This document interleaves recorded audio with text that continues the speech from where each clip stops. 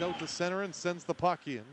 All the way around the goal on the right wing. A big collision there as Schwartz was run into on the end boards. Getting a good piece of him and couldn't find his man with that as it's brought back the other way.